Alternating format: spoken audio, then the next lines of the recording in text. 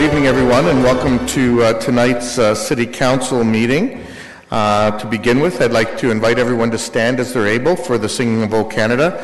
And tonight we will be the choir for O Canada with the help of some music on the screen.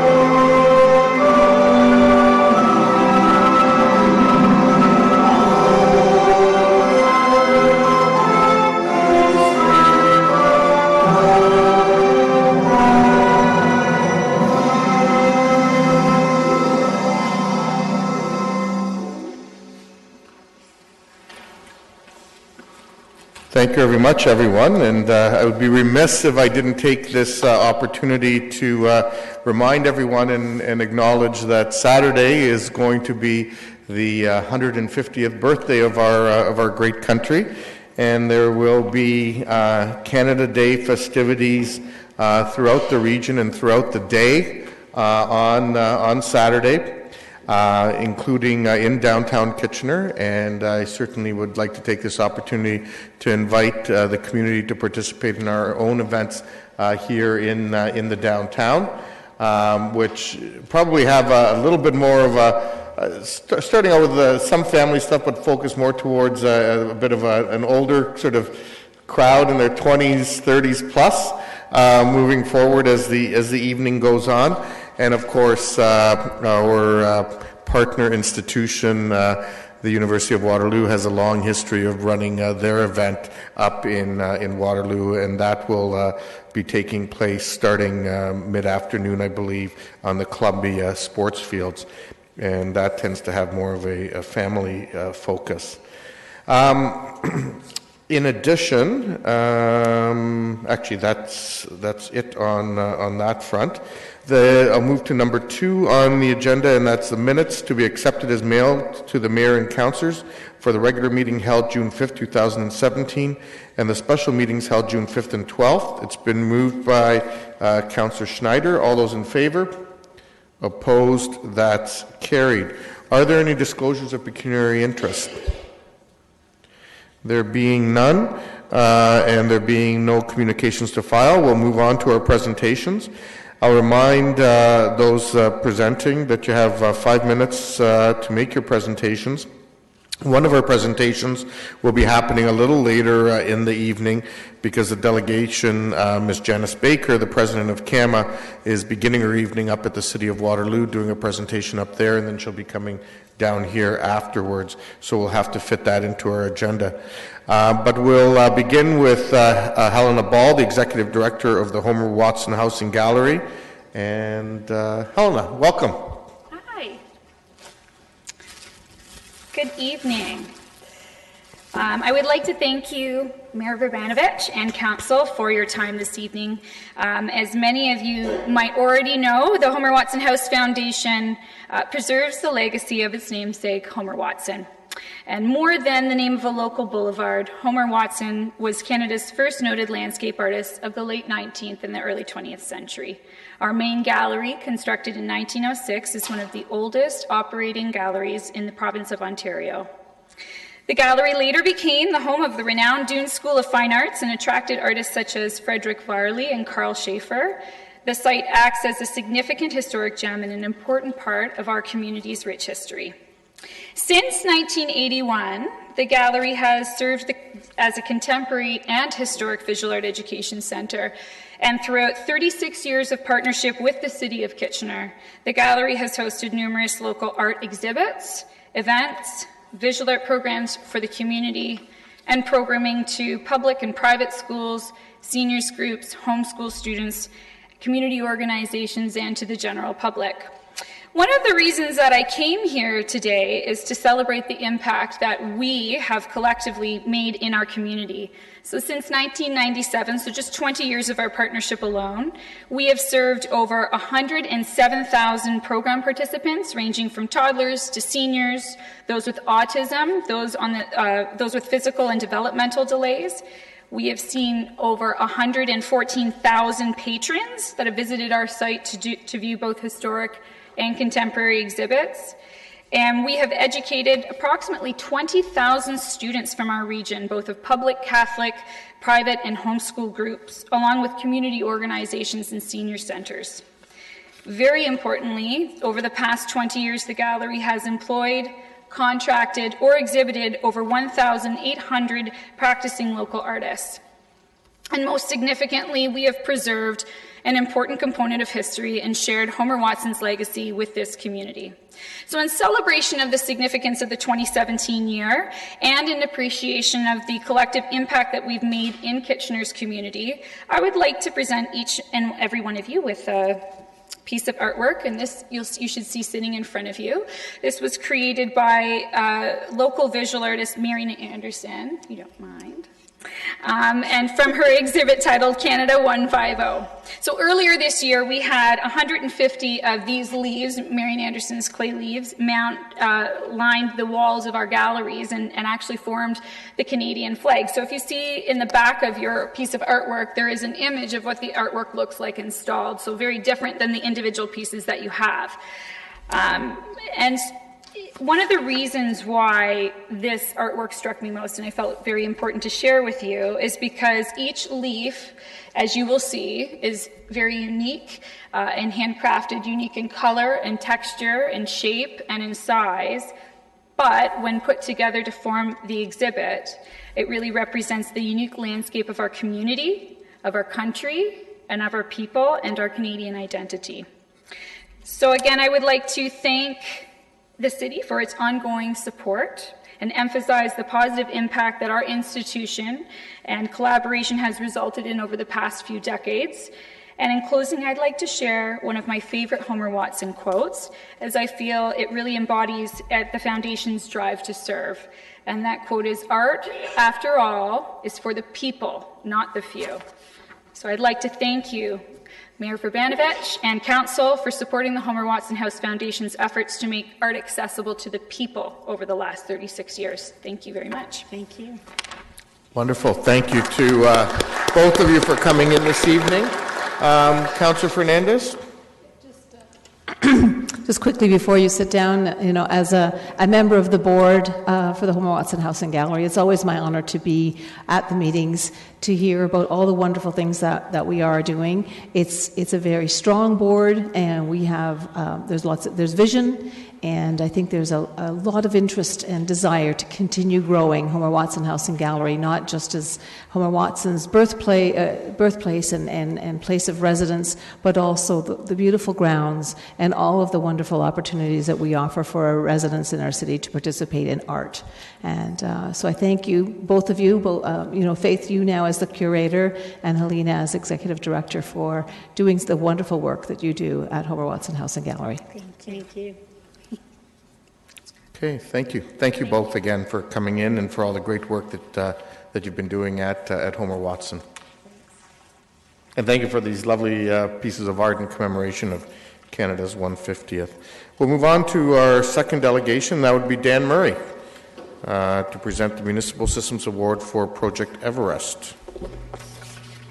Welcome, Dan. Good evening, Mayor Verbanovich and members of Council. Earlier this month, the Municipal Information Systems Association, or MISA, held their annual conference in Windsor. Every year, MISA recognizes municipalities, individuals within municipalities, and organizations for excellence in the use and delivery of technology. A panel made up of representatives from various municipalities selects award recipients from all the nominations received. We're told that 2017 had a record number of nominations. I'm pleased to share with you that the City of Kitchener received an Excellence in Municipal Systems Award for Project Everest on June 5th at the MISA Ontario Awards banquet. Project Everest was the largest software implementation project ever taken on by the City of Kitchener. The project resulted in the implementation of the SAP Customer Relationship and Billing System to manage both our tax and utility billing functions. Our achievement has generated great interest among a number of other Ontario municipalities as they look to modernize their own tax systems and leverage their existing investment in SAP software.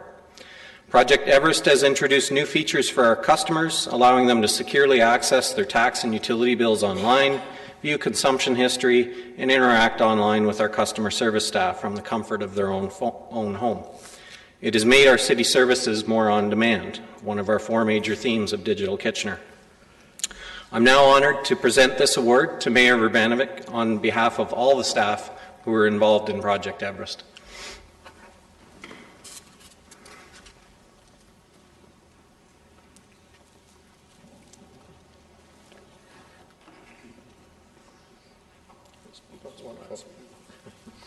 I see you brought an official photographer.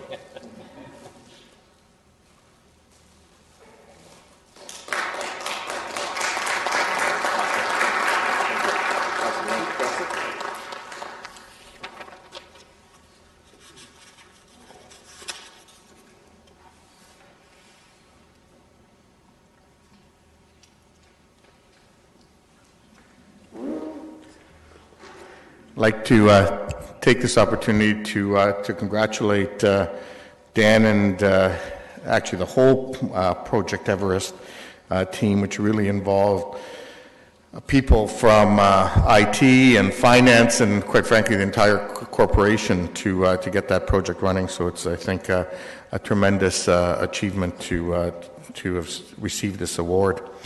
Now I'd like to move on to the next item, and I see Ms. Baker worked wonders from a speed point of view, coming, I won't ask how, or it must give you a red light in Mississauga or something. But now I'd like to invite Janice Baker, the president of CAMA, to come to the podium to present the 2017 CAMA Award of Excellence for Digital Kitchener. Welcome, Janice. Thank you, Mayor Urbanovic. I can assure you no laws were broken. I got a tip in Waterloo to take Weber, so it worked out very well. Hi, Jeff. How are you? Good evening, Mayor Urbanovic, councillors, staff, ladies and gentlemen. It is certainly a pleasure for me to be here tonight to present the Canadian Association of Municipal Administrators Award to the City of Kitchener, who've received a CAMA Willis Award for Innovation.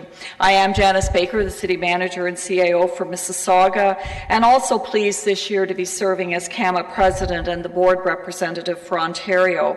It was a pleasure to have Dan, Justin, and Cynthia in attendance at the CAMA conference in Gatineau to accept the award. Each year, CAMA recognizes the value of excellence and professionalism in municipal administration through the annual awards program in 3 areas of program excellence. Awards are presented to local governments and their chief administrators in recognition of creative and successful programs, projects, and services. The annual program has been designed to encourage excellence in the art of professional municipal administration. Our success stories are circulated widely to provide CAMA members and other local government managers with new ideas that may prove useful for implementation in their municipalities. Because Canada has a unique mixture of small and large communities, awards are granted according to population in 3 categories: for municipalities with a population under 20,000, between 20,001 and 100,000, and for those over 100,000. We were pleased to receive a total of 41 award nominations this year, and all of them were excellent.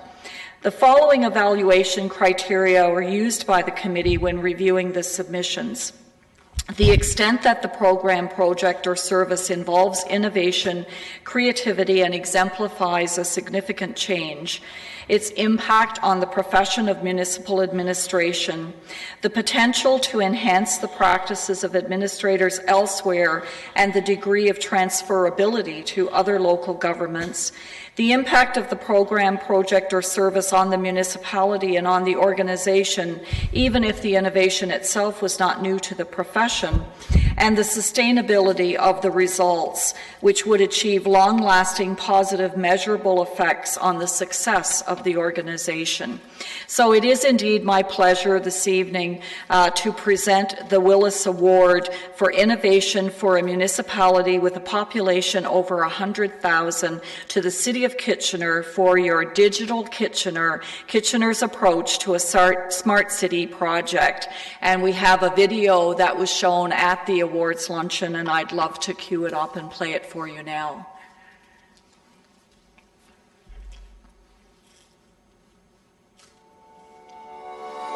Congratulations to the City of Kitchener, Ontario, winner of the 2017 Camel Willis Award for Innovation in the over 100,000 population category for Digital Kitchener, the municipality's first digital strategy.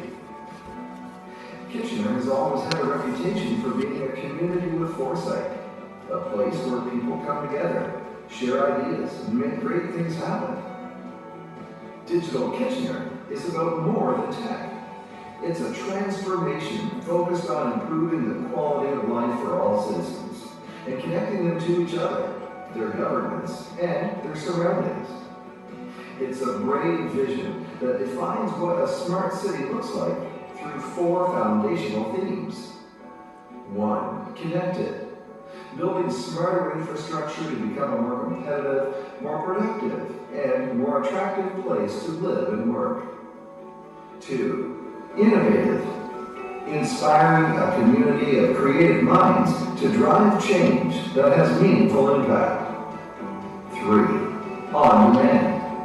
Improving access to open data and online services when and where users want it. 4, inclusive.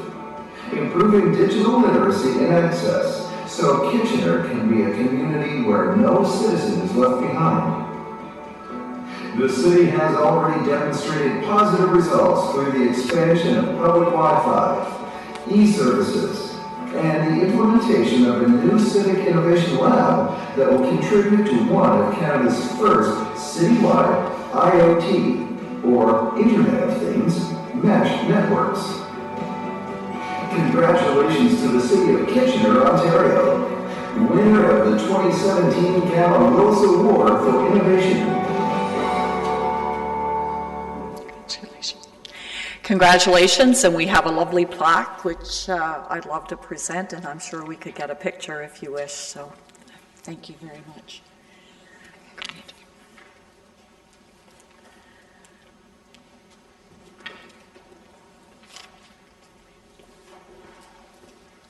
Congratulations again. Thanks very much. Thank you. Very nice. Wonderful. You're sideways. You can't have that. No.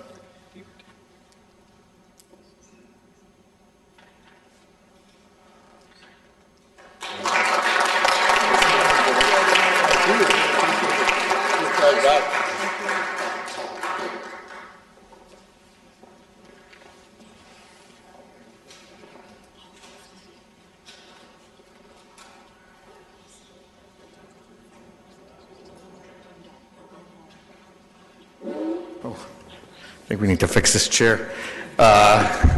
It's not even April Fool's. But in all seriousness, Janice, thank you so much for making the drive down from Mississauga to present those. It's really appreciated, and thank you for your work with CAMA in the leadership role that you have. Certainly, we're very pleased to receive this award. The strategy is something that I think many of us on council take a lot of pride in, and we're looking forward to seeing it evolve in the months and years ahead. So thank you. Okay, we'll now move on to our delegations, and I'll begin with 6A. And notice has been given for any member of the public to speak for or against the bylaw to change the name of River Valley Trail to Hollybrook Trail, listed as item 11A and 14A in the agenda. Is anybody here to speak to that item? Anyone here for the name change? Going once. Anyone here for the name change going twice? Anyone here for the name change going 3 times? And there does not appear to be anybody here. So I will take a motion to deal with those with that name change right now. Does somebody care to move it? Councillor Fernandez, thank you. Is there a seconder? Councillor Ioannidis, thank you. Any discussion? All those in favor? Opposed? That is carried. Next, I'm going to just deal with a couple of the sign variances, as we do have unregistered delegations here for them, but they're quick items. And the first one would be items 3, 2, and 6. Sign variances for 1111 Westbound Road East and 1170 Fisher Hallman Road. And I should note that on those, there was a clerical error in conditions related to restricting the non-accessory advertising to the business tenants of the town centre in both SG 2017-002 and -006. The addresses should be as follows: 325 Max Becker Drive, 1187 Fisher Hallman Road, 1188 Fisher Hallman Road, 1170 Fisher Hallman Road, 1111 Westbound Road East, and 1191 Fisher Hallman Road. Alex Vandersloot from Schlegel Urban Developments is here to answer. Alex, are you just here to answer any questions? Yeah, we don't have anything to add. Just want to make myself available in case there was any questions with that confusion with the addresses. Okay. Are there any questions? Okay. Moved by Councillor Galloway-Seelock. Seconder, Councillor Ellington. Any discussion? All those in favor? Opposed? That is carried. Thank you. Thank you for coming in. And we'll also deal with 313 Highland Road West, which is 3-3 in Committee of the Whole. And Ms. Bożena Sikorsky is here to answer any questions, if there are any. Are there any questions for Ms. Sikorsky? There aren't any. Does somebody want to move that? Moved by Councillor Fernandez, seconded by Councillor Yanetsky. Any discussion? All those in favor? Opposed? That's approved as well, ma'am. Thank you for coming in this evening. We'll now move on to item 6B, and I'll invite Andrea Sinclair from MHBC Planning forward with respect to 583 Strasbourg Road.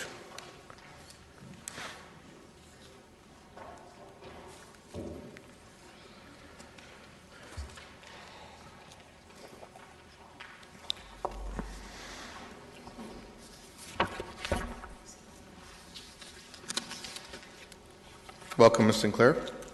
Good evening, Mayor Branovic, members of council. I'd circulated a package last week to council, so I'm hoping everyone's had a chance to review it. What I wanted to do tonight was just sort of go over sort of a high level the material that's in that package, and I'm hoping that we've addressed a lot of the concerns that were raised at the June 12th committee. We definitely heard all the comments made by the public and council, and I'm here to just sort of clarify some of those issues and speak to those matters. So in terms of presentation, I mostly just have some of the graphics that are in your package, just so that they could be up on the screen and we could speak to them a bit further. But going through what we heard on June 12th, there was comments about the look of the building. So we have put in some preliminary elevations and perspective drawings. Again, these are just preliminary. They'd still go through the full site plan process, but what it shows is that unlike the existing building on the site, which is pretty much one main building material, the proposed building would be a mix of stone, precast stone, precast brick, and sort of sandblast material in 2 different shades, just to give a bit more variation to the design. The reason I've put 2 options in here is we met with the ward councillor on site, and option 1 was what we had sort of drafted up at that point, and Councillor Singh made a suggestion about carrying the brick podium, sort of the full 4 stories across the entire side of the building. That's the main difference you'll see between option 1 and 2. So that's certainly an option that we're open to. Again, I would imagine these elevations will change through the site plan process, but this at least gives you an idea of what we're thinking. I had included just a little sheet that shows the building materials, and this image of a building that's under construction just shows sort of what that precast stone looks like, just to give council an idea again of the type of materials that could be implemented here. As well, we just provided some quick context sort of massing diagrams. The colors don't really show true to life on these. It just gives more a general idea of the massing of the structure, the orientation, things like that. We heard concerns about shadows, so we did include a shadow study in the package before you.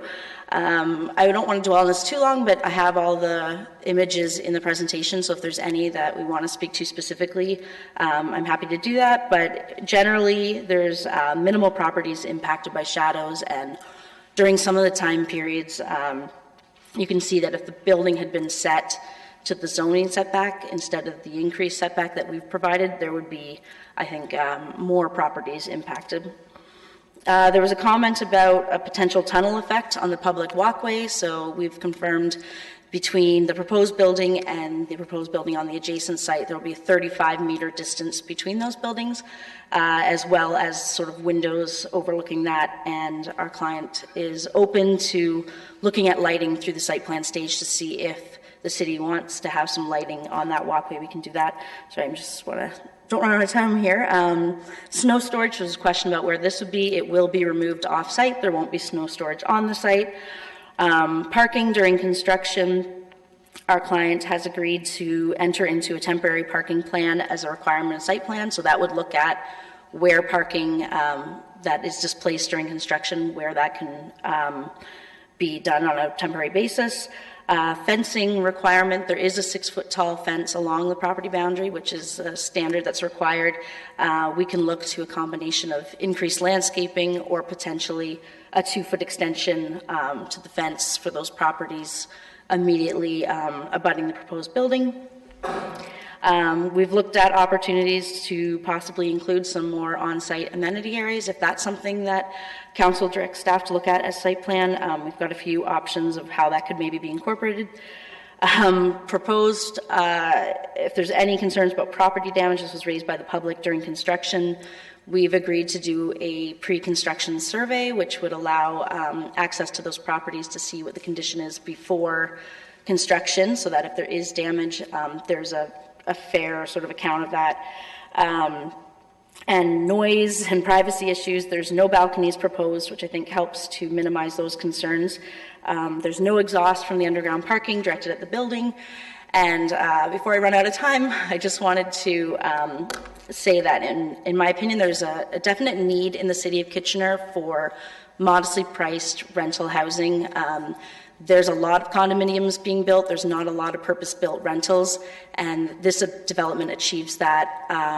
The unbundled parking is very attractive, so that if people don't have a car, and that's not always an affordability, some people choose not to have a car, they choose to take transit, they're not paying for those parking passes, so this development is attractive because they're only paying for parking if they're going to use it. So sorry that was all really fast, but I'm here to answer any further questions, and thank you. Thank you very much. We do have some questions for you. Councillor Singh. Yeah, and thank you, Ms. Sinclair, and I appreciated having the opportunity to be on site with the applicant and yourself to specify some of the concerns that were raised by the members of the community, as well as what we heard around the horseshoe during the committee meeting. So I'm glad to hear that there is a willingness to specify the type of building materials. Now, again, the zone change will not make that as, as a as a requirement, but again, I'm guessing that you're committing to this, and staff, I'm going to confirm from them that through the urban design guidelines that they commit to the similar design, at least to the standard of design that's being proposed through option 2. That's Would correct. that be fair? If, Yes. Yeah. And you can answer on behalf of your client that they are committed. And again, to option and 2. what we've put in your package too is sort of a preliminary, so there's still room to. Yeah, I can appreciate that there may be some small changes to the design, but really the commitment is building materials. And the concern was that, again, the current building that built by the applicant, that it has building materials that are not upkeeping to our current urban design guidelines. And so I just wanted to confirm that the materials proposed will in fact carry on as part of the site plan application. Good. I'm glad to get that commitment. The other is the issue of the fence, and I think that still remains a bit of a sticking point in some of the concerns that were heard from the residents that directly live across. So would there be a willingness to look at a new fence, perhaps 8 foot? This is something we talked, and again, I want to propose the same thing. My opinion hasn't really changed much, but a new fence would be upkeeping to the higher standard of the new building, look and design, as well as it would provide a better barrier from the backyards to this new 2 buildings that would be in place. Yeah, there's definitely a willingness to look at it, and again, I think there are a couple of options. I mean, there was some mention at the committee meeting about an 8-foot fence, which may or may not appeal to everyone backing onto the property.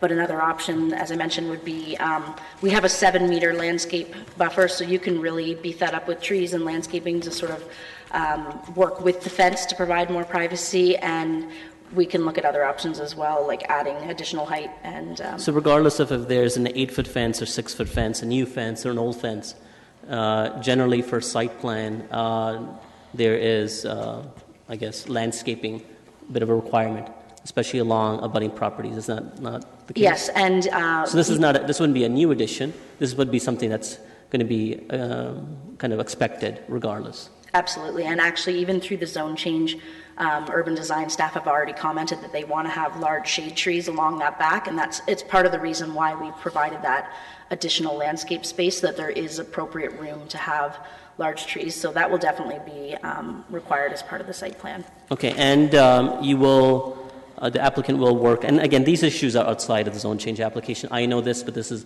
a public meeting where we have an opportunity to really specify the concerns that have been raised by the community. So on the parking issue, as construction, if it were to take place, they will prepare a mitigation plan so that parking requirements aren't necessarily all along Selkirk Drive, so it's not compounding the issue there?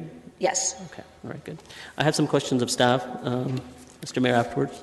Okay, that's fine. I will come back to you. I do want to just caution you that we need to focus on the zone change application and not get into matters of site plan, which are a separate issue and one that we have delegated to staff. So just keep that in mind for when you ask your questions of staff later. Councillor Fernandez. Yes, thanks, Andrea, for this package. You did say that you had done a shadow study, and yet in the documentation, it talks about just a couple of houses being affected. Although when I look at the map for June 21st, is that just, I still feel a little uncomfortable that, especially the 4 o'clock and the 6 o'clock, there's a lot of houses that are impacted by shadow. And in the summertime, that can be pretty dreary to be having that much shadow on homes. It's, I guess my comment would be on that. It is difficult for a building of sort of 8 to 9 stories to not have any impact. If the building had been oriented the other way to be parallel with Strasbourg, many more properties would have been impacted, as well as right now a building could be only 7.5 meters from the property line. We're at about 10.5, so if it had been 3 meters closer, it would have hit a few more. If you look at, especially on the September and March times, I think there's 3 or 4 houses that it's at the property line, but if we had been at the zoning setback, probably all of those would have had some impact. The way City of Kitchener and the way most municipalities measure shadow impacts. It's not that no properties have any shadows at any time, it's to make sure that you have consecutive periods of time with sunlight. So if only one of the 5 times tested, if a property was in shadow, say for all but one time, that would be sort of considered a inappropriate shadow impact. So for the shadow study we did, where I think there is one property that has 2 times, 4 and 6, where it has at least some partial shadows, but the other 3 time periods it has none. So I guess it's incorrect to say that none of the properties have any shadows, but in terms of how shadow impacts are measured as what's acceptable and what's not, this would be a case that would be considered acceptable because the majority of time periods they do get sun in their rear yards.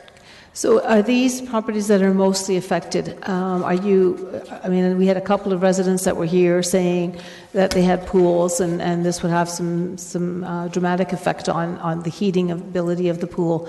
Are those houses that are identified in the June 21st 4 p.m. and June 21st 6 p.m., are they the ones that identified that they had a pool? My recollection is the resident that spoke about her pool was, I believe it was 125 Selkirk. And if you look at the shadow study, there's semis, but it looks like it's the second house sort of in, although they're semis, so it's the third.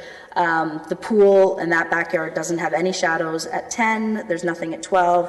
There's nothing at 2, 4, or 6. 6 o'clock is the only time that pool has a shadow. Okay, I appreciate that additional information. Thank you. And I don't know if it was me that raised the issue about the lights on the walkway, because now you don't have as many eyes on the street. But you will have the windows, of course, but anybody who's above the second floor is not going to really be able to see too much down onto the walkway. So I'm glad to hear that at least there'll be some discussion about maybe partnering with the city to do something like that. Yeah, so typically through site plan, we're required to make sure that there's no spillover lighting onto adjacent properties. So that would normally we would design our lighting plans that we're not having that spillover. However, in this case where it's a public walkway adjacent, the owner has confirmed that if the city would like, in this case for there to be some spillover lighting, so that walkway, which I don't think has any lighting on it currently in the evenings, so that it does sort of have some lighting on it, then that's not a concern of ours. We're happy to do that. Okay, great. Thank you very much. Thank you. Okay, those appear to be all the questions we have of you. Okay, thank you. Councillor Ioannidis, yours are questions of staff as well? Okay, Councillor Singh. Thank you, Mr. Mayor, and I appreciate the comment that you made that we try to stay germane to the zone change application, but as I've said, this is an opportunity for us to outline the concerns that have been raised by the community, and typically those concerns outside of zone change application are specific to site design as well. No different than many other zone change applications that we have made specific requirements to giving direction to staff and the way that they would look at the application for site plan. So my comments are still related to some site plan issues on the fencing. So I'm asking if I can carry on with that questioning with staff. Well, ask your questions, but keep in mind that they need to focus on the things that we actually have some influence over, not things that we've delegated to staff. And I'm not looking to change, that process. So my question of staff would be for the fencing for properties that are abutting from Selkirk Drive. That fence is about 10 years old. Now, I do want to propose an amendment to the application that gives direction to staff regarding a new fence, a board-on-board fence that's 8 feet high, giving a better barrier from the buildings to the backyards on those properties from Selkirk Drive. Is that something that staff need that as a direction, or is that something that they can take amongst themselves and as they look at the site plan application? I'm going to look to staff for some direction, but again, it's a process that we've delegated to staff, so we can't give direction on that. Short of going and revisiting the whole policy, there is a line there, so we just need to be cautious, Councillor Singh. No, I appreciate that. Either we've been doing it wrong my time of council, because we have done this in the past.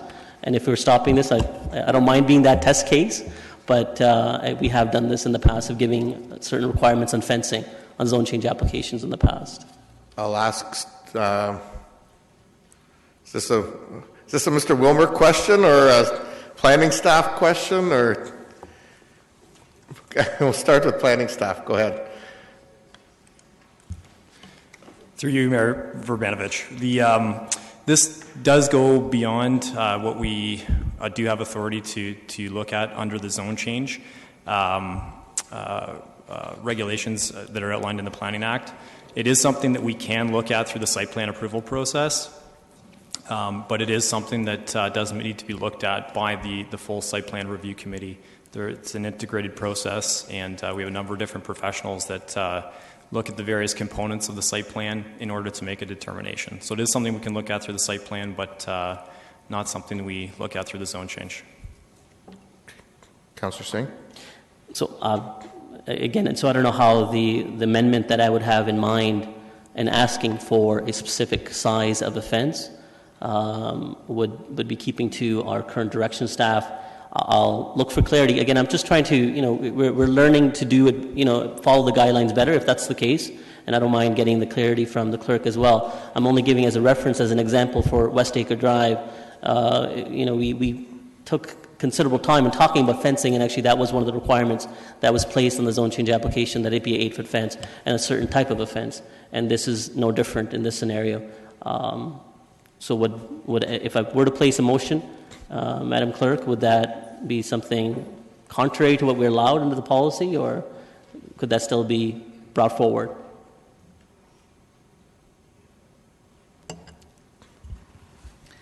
Through you, Mr. Mayor, any amendment to a motion being brought forward needs to be germane. So in this particular instance, the motion that is before you has to do with the zoning and the OPA amendment application.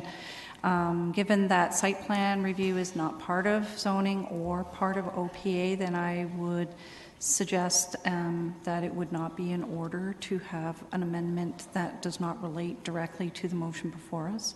Okay. Well, again, I don't mind being the test case. It's unfortunate that the property that's the zone change application that's representative of the ward I'm in, and that's starting from this one. But if that is the case, those are the issues I have regarding specific site plan. And if I'm not able to ask those questions, I'll forego my questions. Mr. Wilmer? If I could provide some clarification, I think that it's not that we're taking a different approach on this site. I think it's that the regulation that has applied elsewhere doesn't apply here. So the zoning bylaw already has a regulation that where a parking area abuts a residential property or residential zone, a visual barrier shall be provided. The visual barrier is defined in the zoning bylaw, and from time to time council has beefed that up by adding height to a fence or to a visual barrier. In this case, efforts have been made to separate the parking area from the residential zone, and the delegation commented on that there's a substantial area of landscaping between the the abutting residential properties and the parking area. So in this case, the landscaped area provides for an extended visual barrier.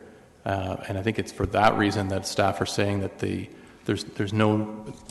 isn't a direct application of that general regulation for a visual barrier. If we try to be reflective on exactly how the property is going to be situated, the parking garage is on the westerly furthest point of the building, so that's where the fencing is. Even though there is a 7.5 proposed meter setback, but you have 100+ vehicles that are parked in the underground parking that are going to have direct lighting approaching that fence. So you gave an explanation, but I don't see any difference. Even though it is slight additional setback on the green space, there is still direct lighting that's approaching the fence.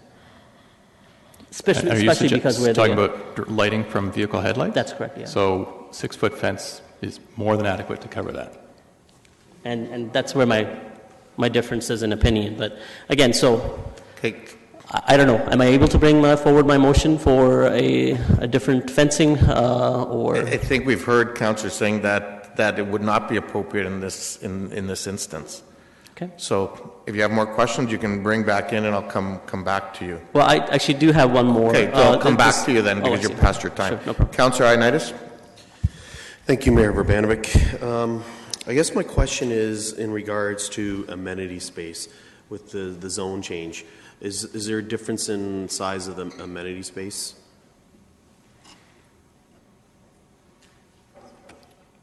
Mr. Mayor, through you, Mr. Mayor. Yes, there is an increase in the amenity space. We've put regulations into the zoning bylaw to increase the landscape buffer. Currently, there's a parking lot that extends nearly to the very back of the rear yard, and the grassed area in front of that, directly behind the proposed building, would actually be increased as a result of this application and the regulations that are proposed therein. Okay, and the reason why I'm asking that because I'm a little bit concerned when I don't see a building with balconies, and you wanna would balconies be considered amenity space? Through you, Mr. Mayor, the balconies are not technically, as part of the zoning, considered part of an amenity space. And I understand in this particular instance there are no functional balconies proposed anywhere as part of this building. Hopefully that answers the question. Okay, thank you. Okay, thank you. Councillor Singh, back over to you. Actually, my question was regarding the common space amenity area, and that's been asked by Councillor Ioannidis. Okay, so that's it there. Okay, so that appears to be all the delegations we have on this issue. So if I can ask you, Councillor Singh, to bring the recommendation forward. Yes, Mr. Mayor, from the Planning and Strategic Initiatives Committee, the item for the zone change for 593 Strasburg Road and the OP change has been moved and seconded by Councillor Galloway-Sealog. Okay, thank you. Any discussion? Councillor Singh. Thank you, Mr. Chair. I think we are at a better place. This is a comment I made during the committee meeting, and especially because there were residents in the gallery that are facing some issue with this proposed construction, that the construction can take place, additional density can take place on the existing zoning of the property. The increase in floor space ratio isn't drastically more, it's slightly, and that's why the zone change application is being sought for. And I think that because of that opportunity, we were able to get some concessions from the applicant that the design of the building is going to be of a standard that we can appreciate under our urban design guidelines. And this is a comment, this is an opportunity for me to, again, give encouragement to our staff that we don't have to micromanage on what the design needs to look like, but as a high-arching comment needs to be given that it should be in keeping of our urban design guidelines and try to maintain a higher standard. Even though these are affordable units which are needed in this community, again, it should be the building height and design and look should be respectful of the area and the community there. So I have confidence that staff will do that, as well as overall site requirements, and I've made some earlier comments, and hopefully staff will be reflective on how the vehicular traffic or how the vehicles will come in, how that will be impactful on the properties that abut this site currently. So they will take that into consideration of other sightline requirements. So I will support it. I would have preferred if we could have brought some additional requirements on some site plan issues. I think it would have given kind of an instant satisfaction and confidence to the area residents. This kind of leaves it up in the air. Again, I have a lot of faith in our staff, but again, I think this is maybe a process we need to consider and look at. Councillor Ioannidis. Thank you, Mayor Verbanovic. Councillor Singh's mentioned a few of my comments as well, and I too will support the zone change, but I'm still not. I still would like to see a little bit of a better design. I'm really leery when we don't have buildings that don't have balconies, and this thing here in the presentation we see, we don't really get a good perspective of what the green space is too. And I'm gathering I'm sure it's all within the zoning and everything else, but in my opinion, I think it should be even heightened a little more. And I know this is our time to give these comments to planning staff, and I, in particular, knowing what is going to be built next door as well. I think we need to at least, build something that's a little better, because it is going to be a significant visual in our community, and that's where I hope we strive to. Okay. Councillor Etherington. Through you, Mr. Chair, I agree with what has been suggested so far. I'll support the zone change, but quite honestly, the design of these buildings leaves me cold. I'll watch what I say about the appearance of the buildings, but I'll support the zone change. But I really would urge planners to attempt to do more to these buildings. Okay, thank you. That appears to be all of the comments. So all those in favor? Opposed? That is carried. Thank you for coming in this evening, wherever there you are. We'll now move on to 50 Pinnacle Drive, and Chris Pigeon is here for that item.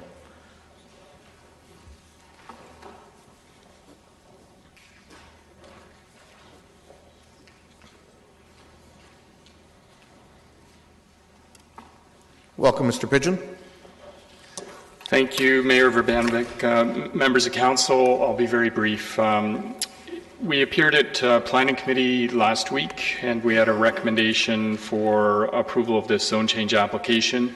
We jump-started the site plan application, and we learned that there was a change to the Ontario Building Code, and in fact, we're unable to meet the interior side yard. So there's a modification to the bylaw that is before you, and it is a modification number 701, so it's paragraph 5 of the bylaw, where we're asking for a 0.6 meter revision to the side yard, and it's actually right at the corner of a building.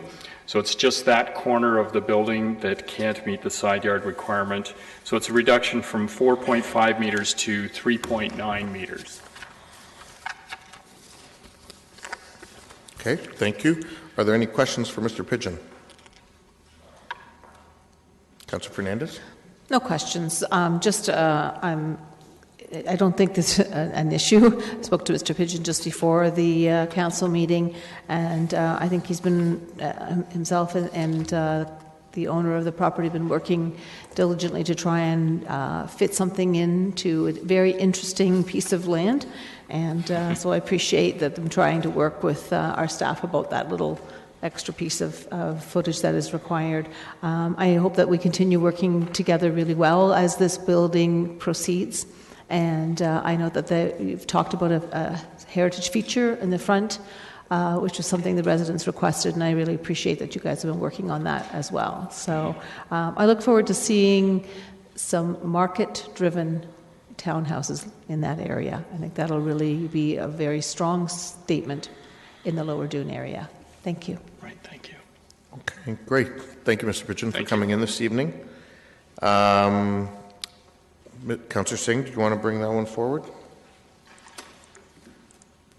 Yes, the aforementioned item has been moved by myself and seconded by Councillor Galway-Sealog. Any discussion? Not. All those in favor?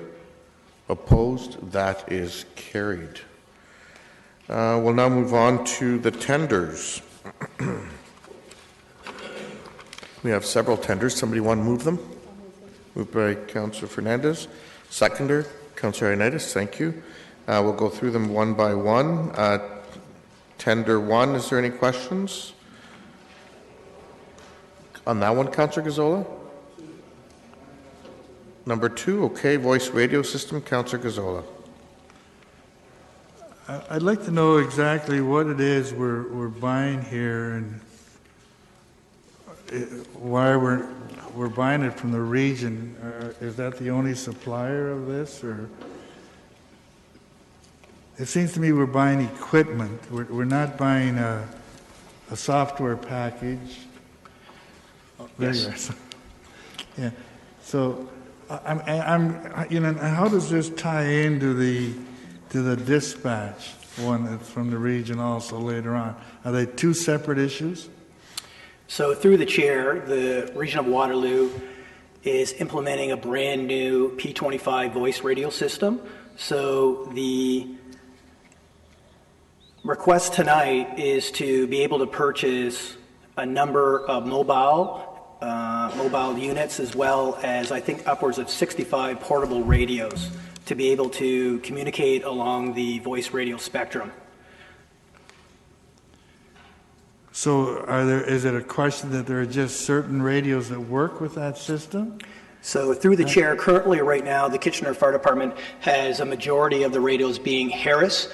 The new P25 voice radio system is a Motorola product. Hence, we're purchasing all brand new Motorola products to be able to communicate along that voice radio spectrum.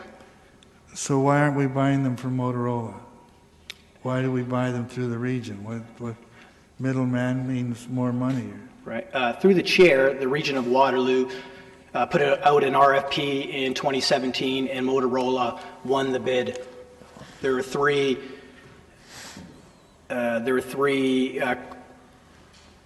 corporations that went forward through this RFP. It's like a group bid that we do that. We're a number of municipalities or organizations going it together, and we're just buying part of it. Through the chair, that's correct. Yeah. Okay. Yeah.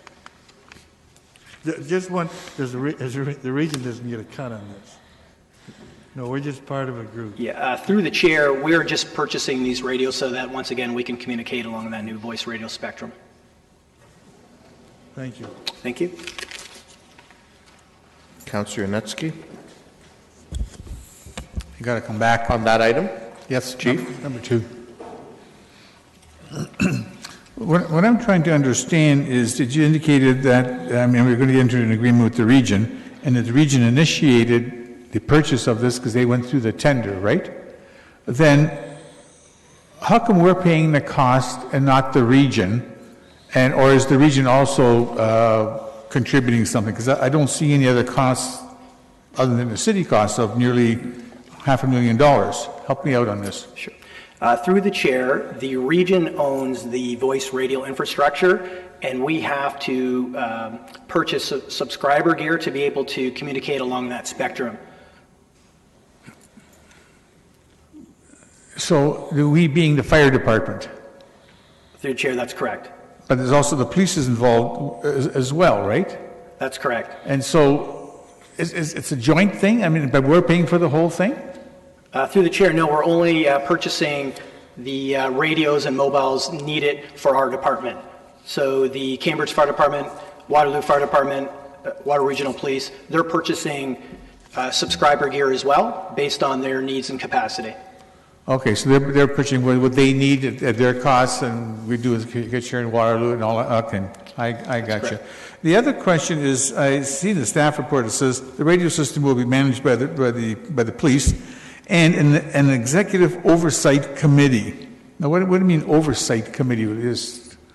What does that do? Yeah. So through the chair, there's an organizational structure so that all of the public safety partners can be part of the process through implementation, and they're also decision makers moving forward with regards to voice radio and subscriber gear. So they'll provide input into it, whatever, address issues and concerns, et cetera, and try to iron things out, whatever needs to be done, more or less. Yeah, through the chair, correct. There's an executive oversight and an operational group as well. Okay, gotcha. Thank you. Thank you. Okay, that appears to be all the questions on that item. We'll move on to item 3, Balzer Creek. Any questions? Councillor Gazzola? I have a couple of questions on this. We're in the process with an accelerated infrastructure plan. because we're behind in some areas. Now, this is outside of that. This is not part of the accelerated infrastructure plan, right? This is over and above work. Is it work that's essential as essential as the accelerated infrastructure program? Mr. Reedman and Mr. Chapman. Through the mayor, so this was identified through a stormwater master plan. There's erosion issues that are eroding the banks that are causing sewer pipes to be exposed. So the primary issue here is erosion of a water course, so it's funded through the stormwater utility. No, I realize what it is, but it's over and above. Is it something that has to be done within the next 5 years, or what? Through the mayor, so this is separate from the ARP program, and this is something that has to be done because it exposes us to risk because there's erosion that's happening with the sewer pipe. Okay, there's the word risk. So now my second question deals with, there's a meeting of the neighborhood dealing with this whole, what they're going to do there. Now I would have thought that we would have had the meeting with the neighborhood before we passed the tender, approved the tender. Is there, what will the meeting with the neighborhood consist of if we've already approved the tender? Through the mayor, so typically once we hire our contractor, we have a meeting with the neighborhood to introduce the contractor to the neighbors so they know who the point of contact is on the construction phase of the project. So everything that's going to be done, plantation and all that, that's already been decided? Through the mayor, there's been consultation ongoing with neighbors, and the properties have selected their plants and whether they want fence or not. Thank you.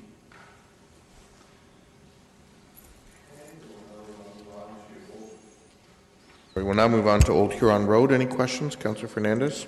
Well, I had a question for our engineering department, similar to what Councillor Gazzola was saying, because we are approving the tender before the consultation, but I'm pleased to hear from Mr. Gross, and this may be the same situation for Councillor Gazzola's Balzer Creek issue, is that there's still some tweaking allowed to happen as the project continues. Is that your understanding as well, Mr. Reedman? Well, Mr. Reedman, go ahead. Through the mayor, so primarily it's to introduce the contractor to the residents, but if there's minor modifications that need to happen, that dialogue happens as well. Okay, that's good to know. Thank you. Okay, we'll now move on to Graber Place. Any questions? Vanier, is that on Graber, Councillor Fernandez? Go ahead. So I'm a little bit concerned about the $216,000 overage on this project. And my understanding is that the shortfall is going to be funded out of our water utility trenchless account,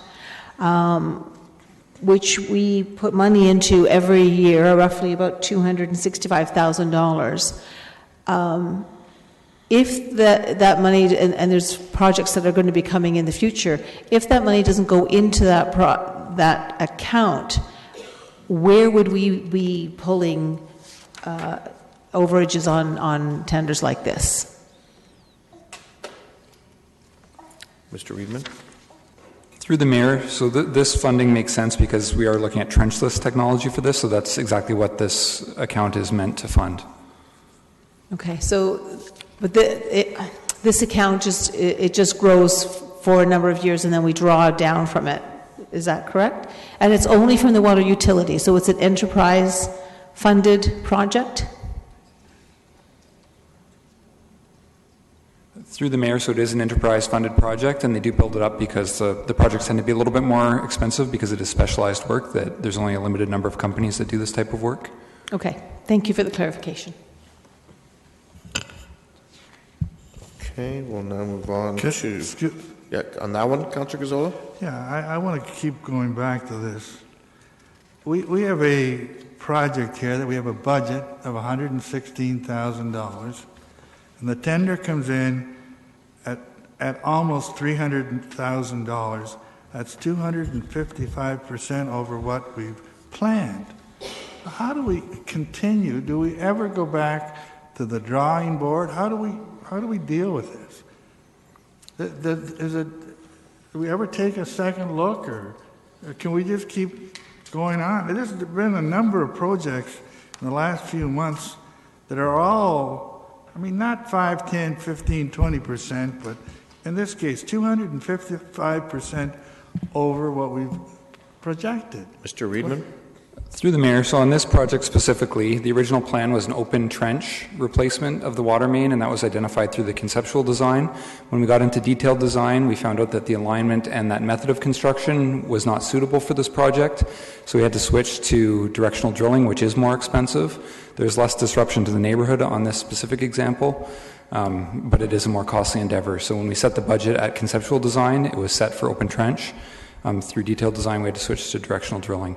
But do we ever go back and say, holy Moses, we can't do that. We got to look, we found something that we weren't planning on. Maybe we have to look at doing it a different time or doing it a different way, or... Okay, I see several of you have clicked in, so I'll go to the highest in the totem pole, Mr. Wilmer. Thank you, Mr. Mayor. So if the question is, do we ever? The answer is yes.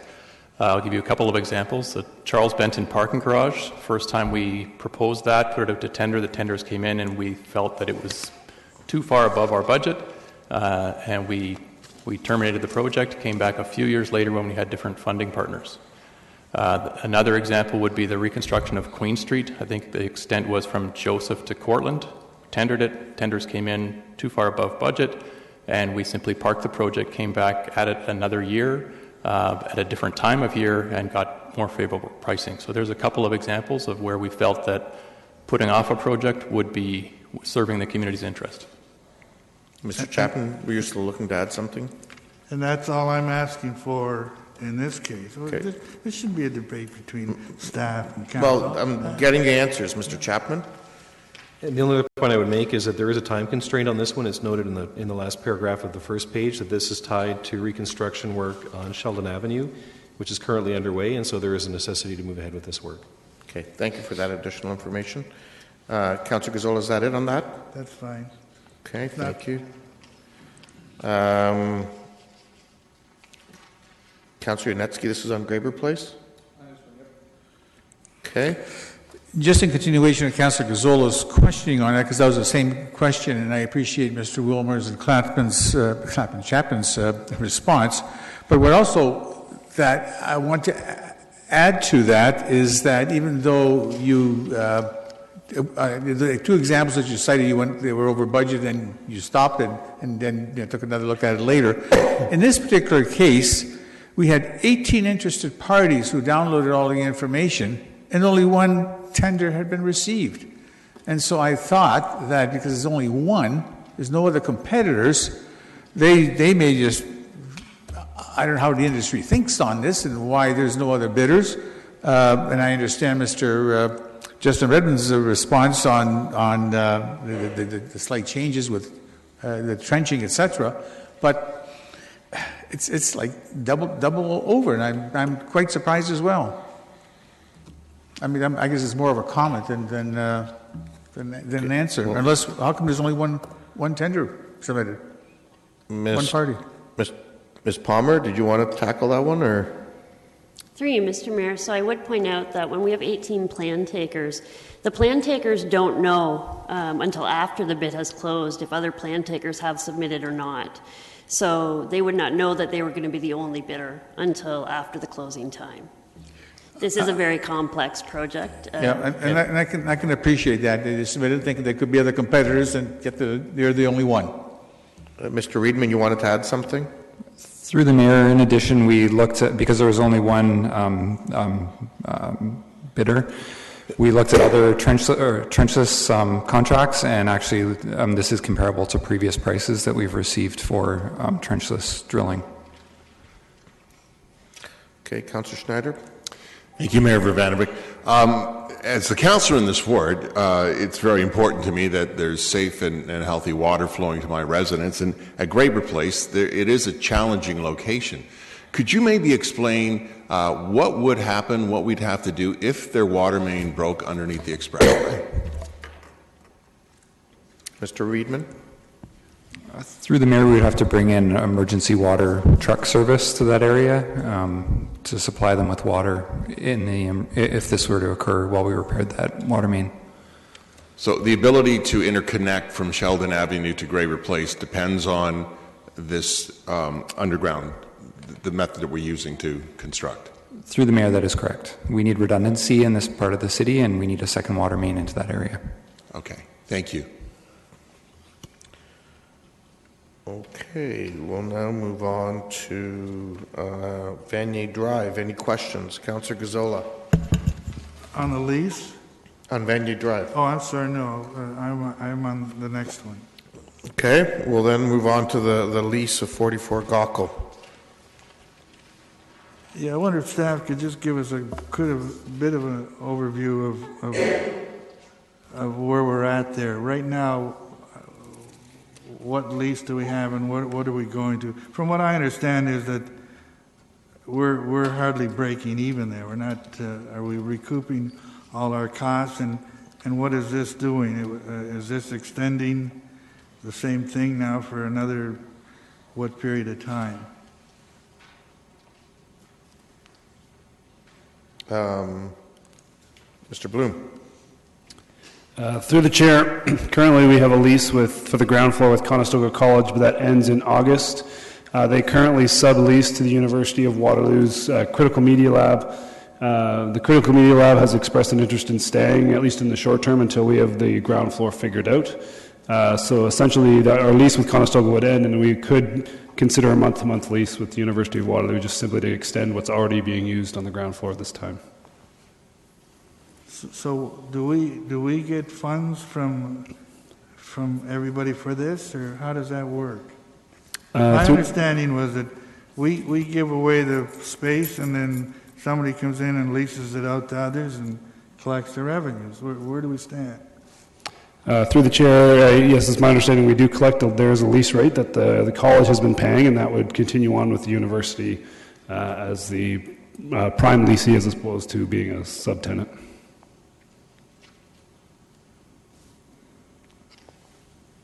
So what are we committing ourselves to here? Are we committing ourselves to a long period of time, a short period of time, or month to month? Through the chair, as is noted, it would be any lease that would be signed for the ground floor would be a month-to-month lease, which typical practice is as long as you give them 60 days notice, you can be out of that lease within 60 days. Okay, so we're not committing this. That's right. Thank you. Okay, we'll move on then to Zeller Drive Pond retrofit. And finally, the Kitchener Fire Dispatch Common Technology Platform. Councillor Fernandez. I just wanted to understand from Chief Rehill, if possible. I feel like this is part of the when you guys brought the fire master plan forward, and there was a gap, and I'm wondering is this the gap that you had said that we were really far behind and we really needed to move up and move forward on? Is that what I just feel like this is part of that? Right. Is it? Through the mayor, this is part of the master fire plan, part of our IT strategy. Right. The current computer-aided dispatch system that we currently have, it's end of shelf life right now, so we're replacing it. The new Intergraph system, one of the best features moving forward is that we'll be interoperable with Water Regional Police. So once again, we'll be able to share information from Kitchener Fire to Water Regional Police.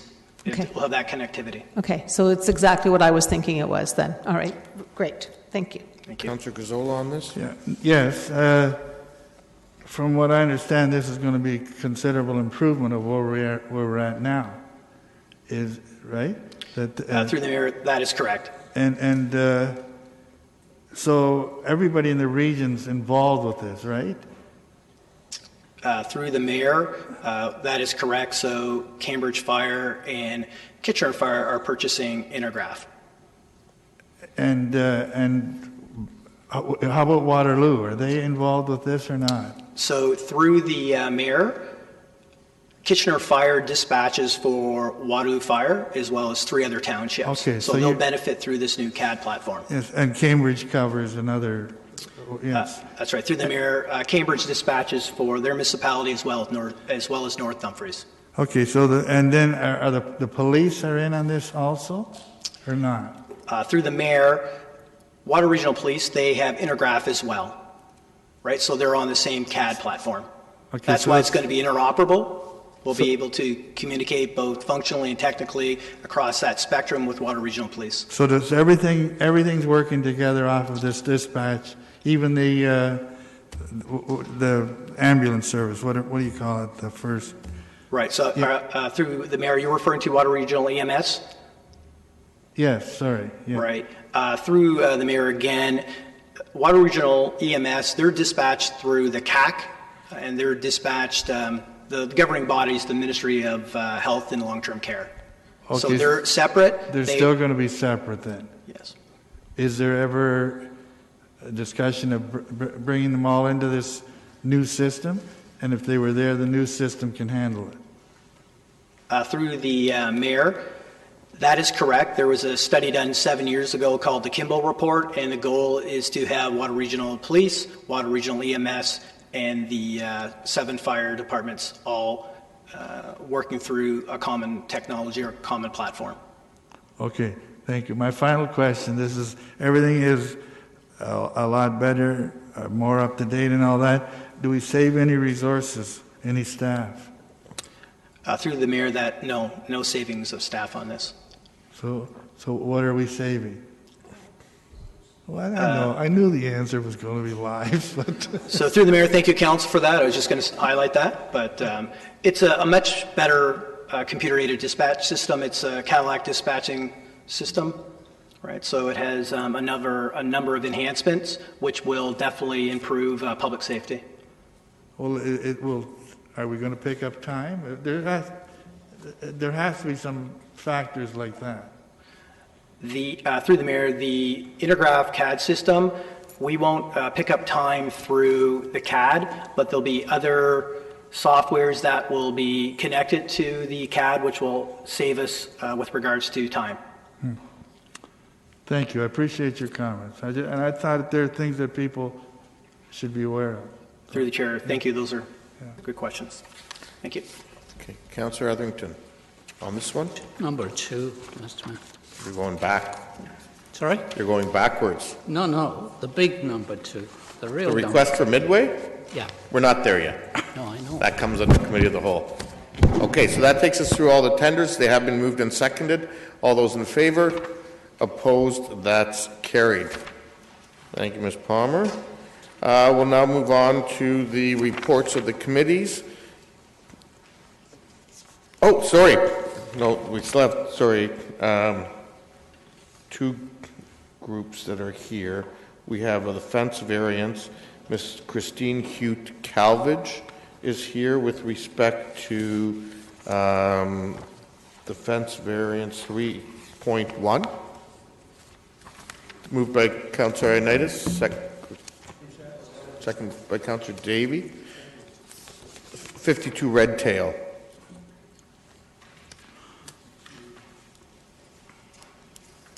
Red Tail. Page 3. And Ms. Hute-Calvage, you're just here to answer any questions? You're just here to support the recommendation? Yes? Okay. Thank you. So it has been moved and seconded. All those in favor? Opposed? That's carried. And actually, there are some residents here with respect to the fence on Chance Lane, and although you're not registered as a delegation, I'll take that one next. I said fence, sorry, sidewalk. And that is item number... Yes, there it is. Okay. So I presume you don't want to speak since you didn't register? No? Okay. So if I can ask the chair of that committee to bring that one forward. Councillor Ioannidis? Yes, it's been moved by myself and seconded by Councillor Schneider that item number 11, dealing with the sidewalk info policy on Bond Street, be approved for sidewalk, and Chance Lane and all that other streets that are mentioned. Okay, thank you. Councillor Galloway-Seelock.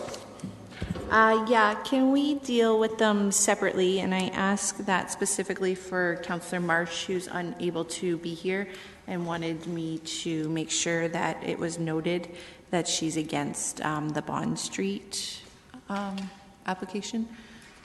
I know you might not be able to, but in the minute she wanted to make sure that she was against the one on Bond Street. So can we deal with them separately?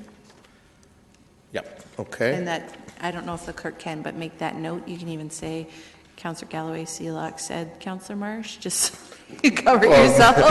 Well, if nothing else, the video says that now, so anybody watching. I told her, because she can't be here, because she's at her son's grade 8 graduation, her 2 sons, I said I would do that on her behalf. Okay, thank you. So I'll deal with them separately. Those in favor of the first one?